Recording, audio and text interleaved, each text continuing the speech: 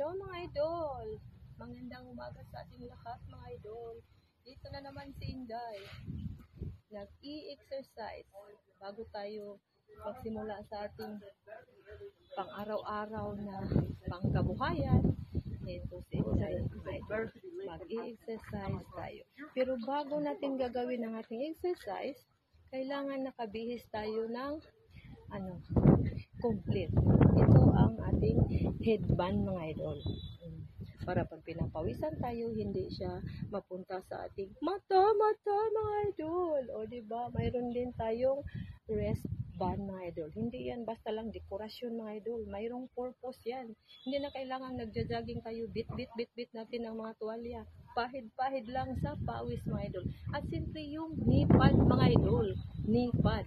Support sa ating mga knees, lalo na katulad kong senior citizen na mga idol, mayroon tayong knee pad. At siyempre, yung rin natin, sapatos, dapat rubber talaga, yung pang-jogging talaga mga idol.